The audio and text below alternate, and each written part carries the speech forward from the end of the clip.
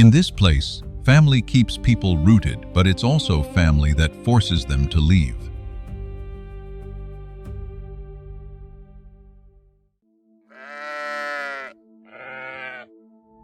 This is Uzbekistan, nestled deep in the heart of Central Asia. It's one of the very few, doubly landlocked countries in the world, with no direct outlet to any ocean. In place of open seas, it is bounded by scorching deserts, cloud-piercing mountain ranges, and fertile valleys nourished by ancient rivers.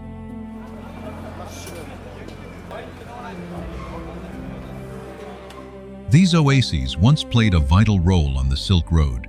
Samarkand, Bukhara, and Khiva were key hubs in a vast network connecting China, Persia, India, and Europe.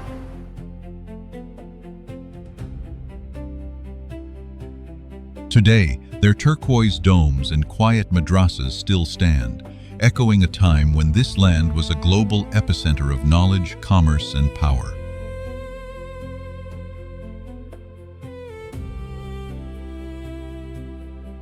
Yet the story of modern Uzbekistan isn't just found in its surviving monuments.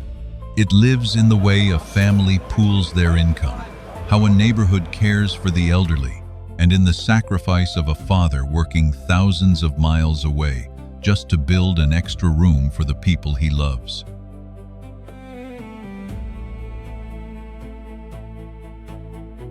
Here, family is the fundamental unit of society.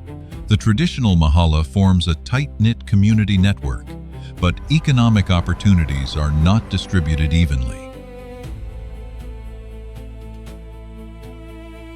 The youth flock to the capital, Tashkent, while a massive workforce migrates to Russia, Kazakhstan, or further abroad. Many leave home not to escape their families, but to sustain them.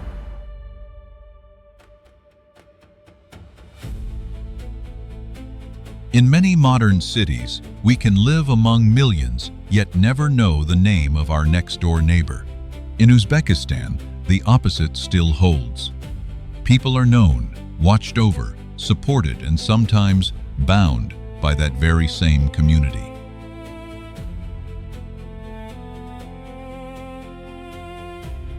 What happens to a country held together by family when its economic future pulls the youth and workers further and further from their own dinner tables?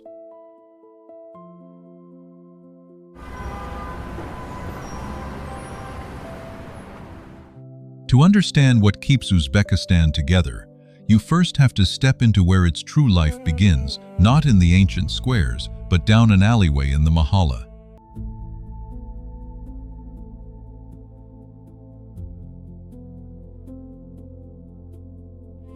Morning in a narrow alley doesn't start with the rush of car horns. It wakes up to sounds that have repeated for centuries. A gate gently swings open. A bamboo broom scrapes across dry ground.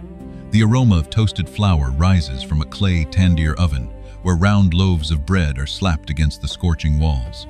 Children adjust their uniforms and step into the alley, passing a vendor slowly pushing a cart of fresh produce.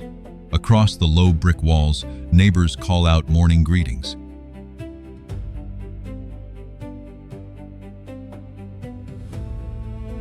You only need to watch a woman carrying a tray of food to the house next door to understand how this place works.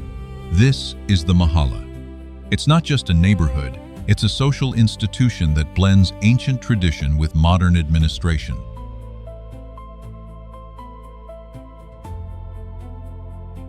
A wedding rallies the strength of the entire block. A funeral is a grief felt under every roof. A morning greeting here is more than politeness. It's a ritual confirming that you are present and that you belong.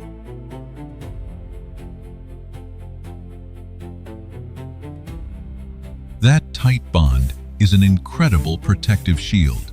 But all protection comes with a price.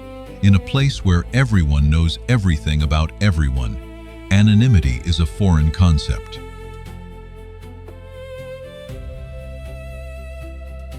Young people growing up in the Mahalla carry the invisible weight of reputation, marriage expectations, and filial duty. That is the true nature of this connection. You are completely protected, but also constantly observed.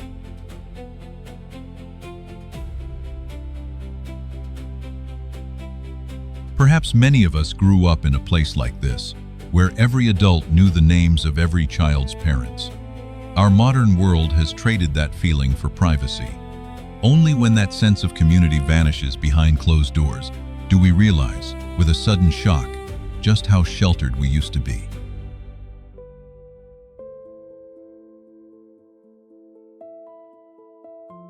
The Mahalla can share love, but it cannot create wealth. So how does a family here make a living? Just follow the coins flowing toward one central place, the market.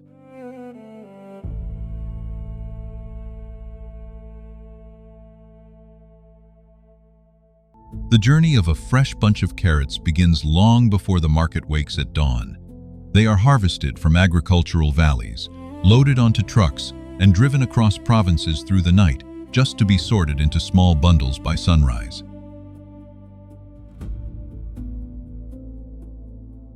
Soon, a family will buy those carrots, and by evening, they will be simmering inside a traditional pot of plov.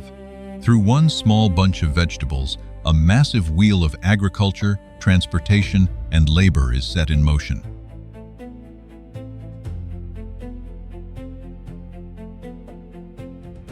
The market is not just a place to sell goods, it is the economic heartbeat of an entire region.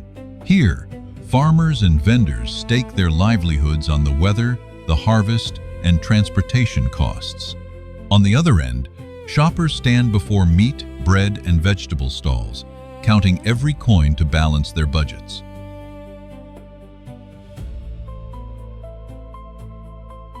The market dictates what a family eats, yet it is never a cold, transactional machine. Amid the sounds of bargaining are endless warm embraces. This is where people find jobs, check prices, pass along news of an upcoming wedding, or learn who just left and who just returned. Here, commerce and social relationships are inseparable.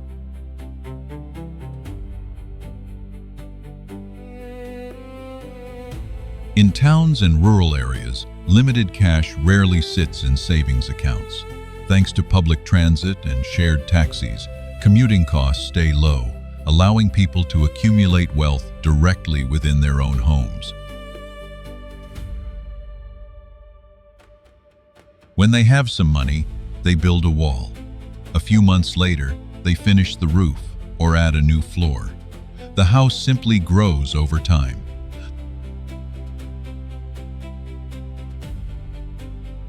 But if you look closely at a half-finished house, you notice a quiet truth. The people living inside are sometimes not the ones paying to build it.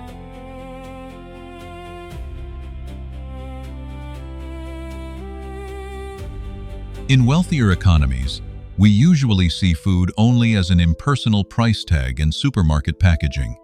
In this market, the distance between the grower, the seller, and the eater is still incredibly short.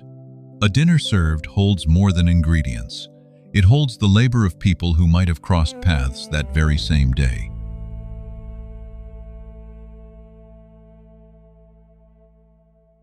But before food can reach the market, it requires something more precious than money across most of Uzbekistan: water.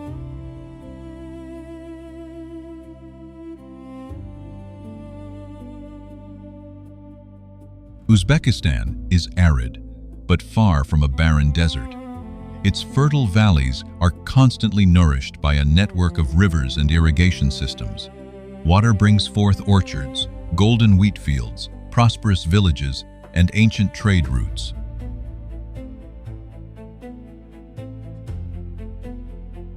Agriculture is the absolute foundation of life here, but the labor extends far beyond the fields.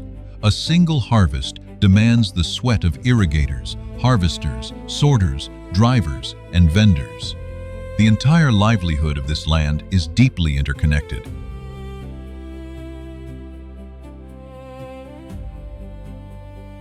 In the last century, The economy was dominated by a single crop, cotton, also known as white gold. Cotton brought jobs, fueled exports, and built a massive economic system. But cotton demands immense amounts of water.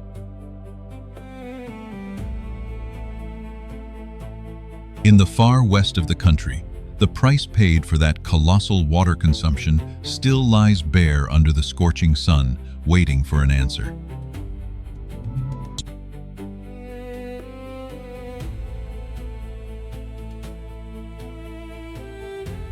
From those cotton fibers, the people moved upward, developing textiles and processing. They longed to retain the surplus value, rather than just exporting raw materials. That same drive lives in traditional handicrafts.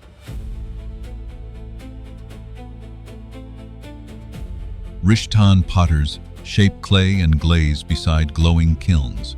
Metalsmiths in Bukhara hammer rhythmically against raw copper.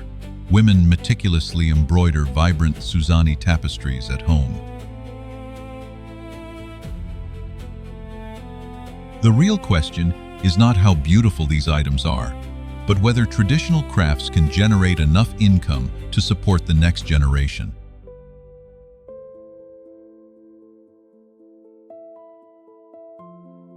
The nation's prosperity is also backed by gold, natural gas, and tourism revenue in Samarkand and Khiva.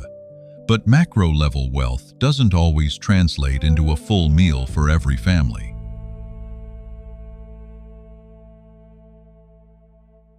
Ancient cities are being preserved, but can local people still afford to live in those historical spaces, or do they only come as hired labor to serve tourists?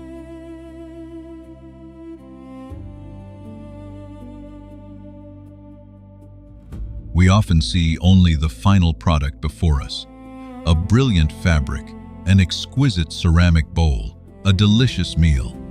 But behind each of these is an entire chain of people whose survival depends on one another. When a single link loses its water, its job, or its visitors, the whole system feels the shockwave.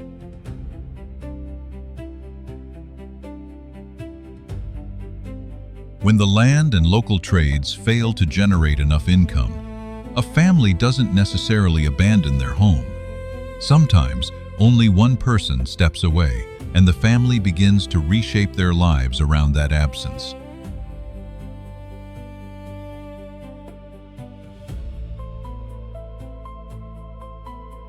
The notification pinging on a phone, or the cash picked up at a local bank, is the final result of a long journey.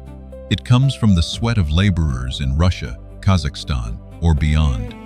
Through international money transfer systems, this financial lifeline quietly flows into family accounts.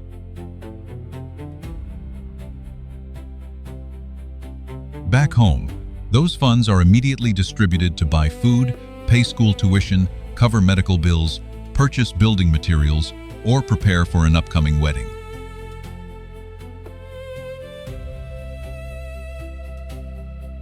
Remittances are far more than cold numbers. They are reshaping the entire family structure, gender roles, decision-making power, and caregiving responsibilities. Children's childhoods and the daily rhythms of the elderly now revolve around the schedule of the person who isn't there. The women who stay behind shoulder the burden of managing finances and raising children. Grandparents step in to raise grandchildren, while kids grow up seeing their parents mostly through phone screens. The rare family reunions are brief and highly cyclical.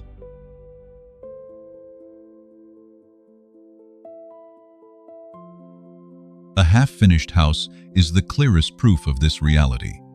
Each time a worker sends back more money, a wall gets plastered, a roof gets sealed, or a room gets expanded.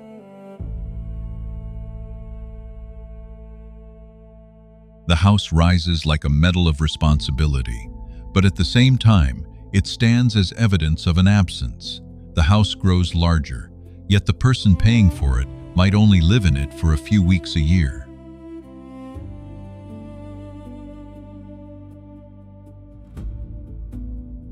Dinner is still prepared, tea is still poured, but there is always an empty chair at the table. A video call places a phone upright in the middle of the dinner spread, where the one far away quietly watches their family.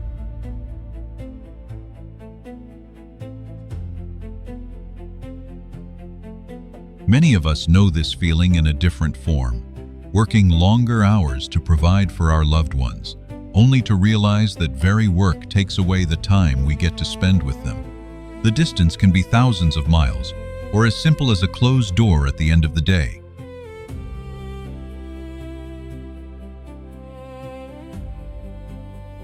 Migration is sometimes an opportunity, a deep desire to build a stable future. When family members are scattered across different lands, what truly holds them together? The answer is not just money. It is the power of repeated rituals.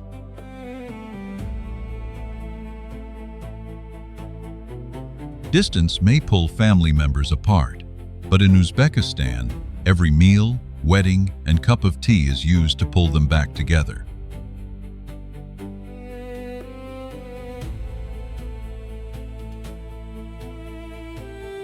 The dinner table in Uzbekistan has never been just a place to refuel.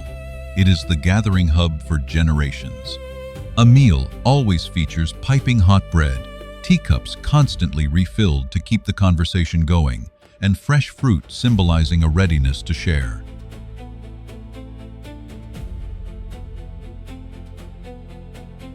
At the heart of these gatherings is a traditional pot of plov. The cooking process itself is a mechanism for community bonding. Rice is thoroughly rinsed, carrots are julienned, and meat is prepared before everything goes into a massive kazan pot. While one person masterminds the cooking, dozens of others pitch in to prepare, set the table, and portion out the food.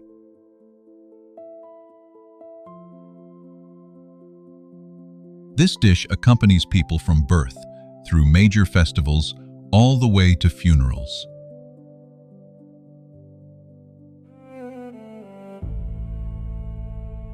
Bread baked in a tandoor oven carries a similar significance. People never use a knife to cut it. It is always torn by hand and never placed upside down. It represents labor, abundance, and a profound respect for the source of life.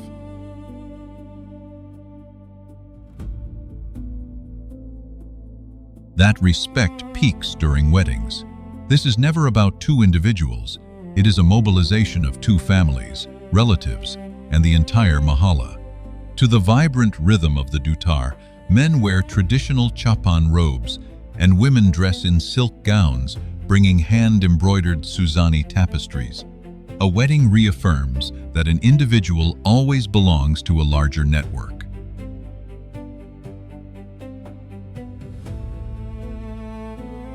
Of course, belonging always comes with responsibility. Hosting these massive events can create financial strain, as families must meet the high expectations of relatives and neighbors.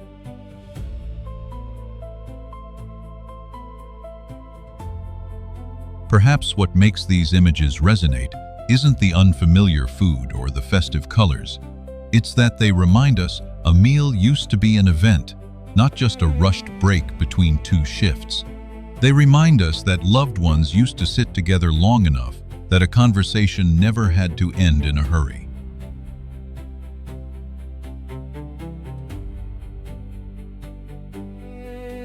But how long can these rituals keep people close when the country around them is changing faster than any generation before has ever experienced?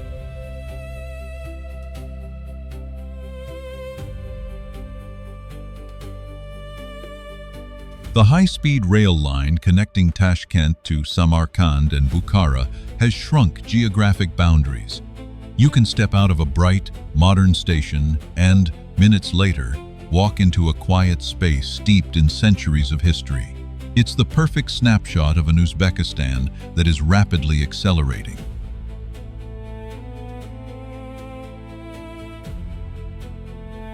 Yet between the cities and remote regions, shared taxis remain a vital lifeline. A crammed car carries commuters, students, cargo, and countless everyday stories. Transportation doesn't just move people, it works tirelessly to reconnect family networks.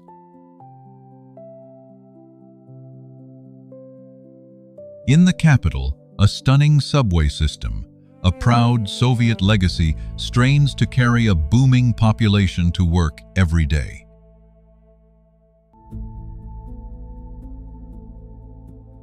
Technology has woven its way into every household. Smartphones let villagers call relatives working abroad. They help small vendors sell their goods and bring the outside world to the fingertips of the youth. Cities expand with new hotels, shopping districts, and tech hubs, bringing a faster pace of life and rising prices along with them.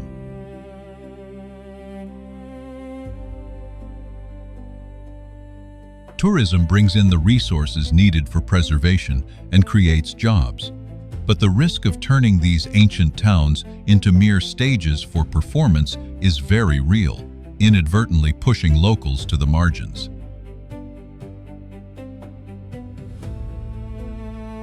Watching an artisan rhythmically carve an item to sell to a tourist, you have to wonder, is that tradition still truly alive, or is it just being recreated to serve an outside demand?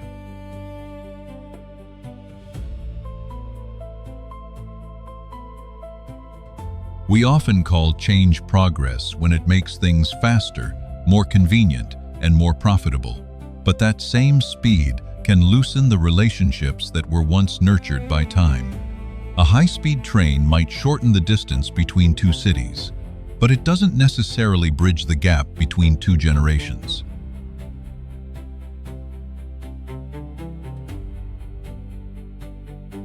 No one feels this fierce tug-of-war between two worlds more acutely than the youth, a generation raised to preserve the past, yet knowing they can only build a future by stepping outside of it.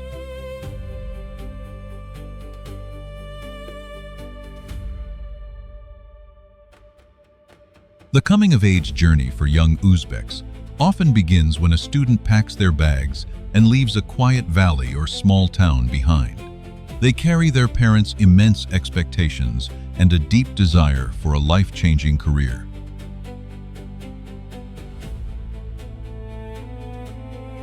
The dazzling capital, Tashkent, opens up jobs, an intensive academic environment, and a diverse network of connections.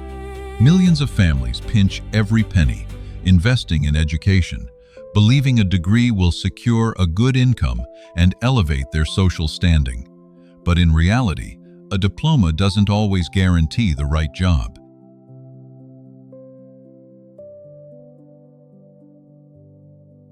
When the school gates finally close, young people stand at a harsh crossroads.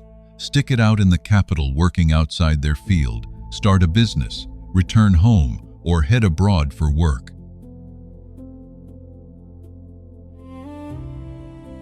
This decision is never independent. They are torn by deep-rooted responsibilities, supporting their parents, getting married, and maintaining extended family ties. Young women shoulder a similar burden, balancing education, a career, and the duty of caring for the family. These expectations forge a powerful sense of belonging, but at the same time, they sharply limit the freedom to choose.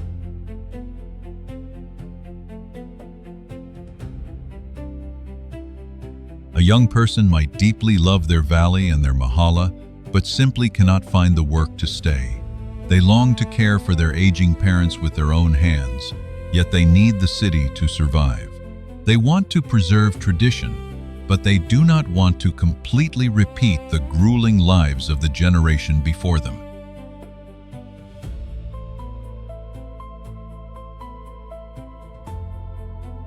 This isn't just a crossroads for the youth of Uzbekistan. Many of us have also left our small towns, leaving the comfort of our parents' homes to chase opportunity. We proudly call that transition growing up. But sometimes, growing up also means learning to live with the lingering guilt that you are forever leaving a piece of your soul behind.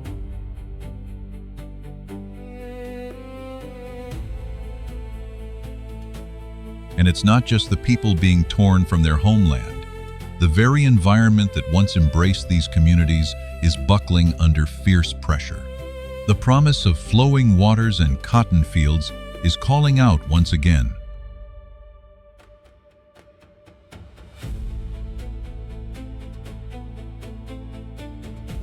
Rivers were once the lifeblood of agriculture. When irrigation systems expanded to grow cotton, the water didn't just vanish, it was simply stripped away from somewhere else.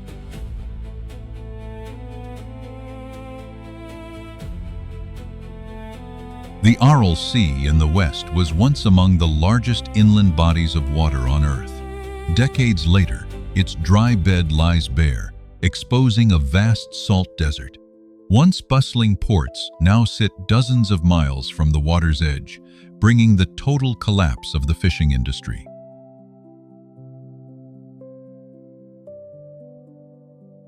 This disaster has eroded public health, altered the local climate, and sparked massive waves of migration.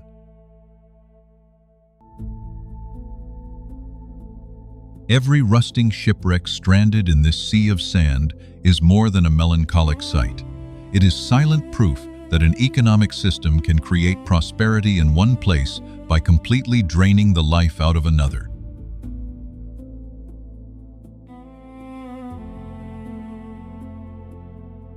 The blame doesn't fall on a single crop or a single policy. It is the consequence of historical mistakes, a booming population, poor resource management, and climate change.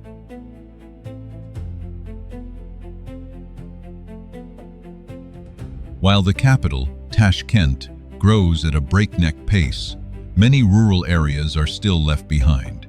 Job creation cannot keep up with the youth population, fueling a wave of migration that continues to stretch families apart and drain the lifeblood out of the mahallas.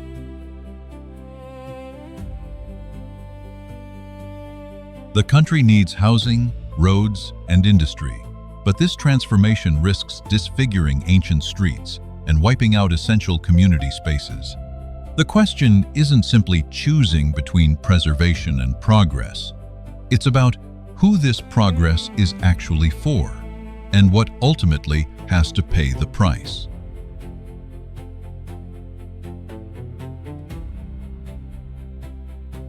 Those ships stranded in the dry desert might feel like a story from a faraway land, but they reflect a deeply familiar habit.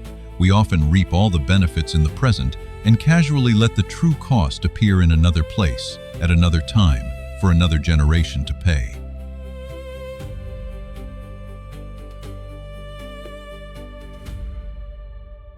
Uzbekistan isn't just trying to figure out how to save a dying sea or create more jobs.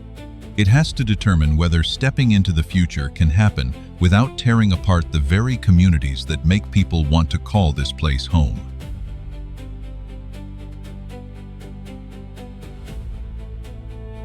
And so, the ultimate question is no longer just why people stay.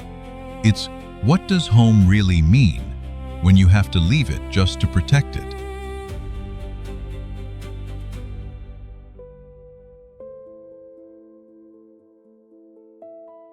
As the heat of the day fades, the rhythm of the Mahalla settles into its familiar evening routine. Tables and chairs are brought outside. Children play, elders sip tea, and the aroma of food drifts through the alleyway.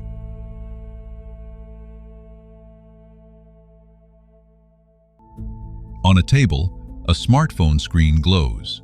Through that screen, a distant family member is present. That single image represents thousands of families living on the line between staying, leaving, waiting, and returning.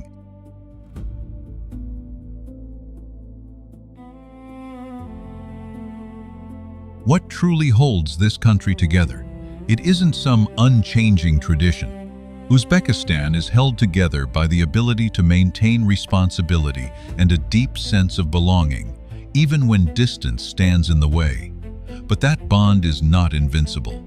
It needs jobs, water, and a future convincing enough that the younger generation can actually choose to return.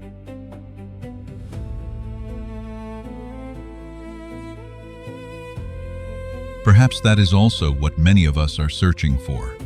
Not a perfect place, but a place where our presence matters, where someone notices when we are absent and still saves a seat for us at the table.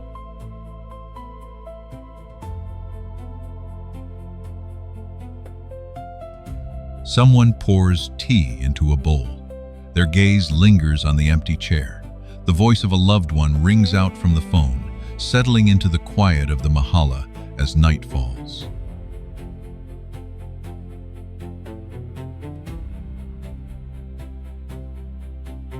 In Uzbekistan, home is not just where people live. It is where they continue to belong, even when they are forced to go far away. Before these communities change forever, they deserve to be seen as a question for the future of us all.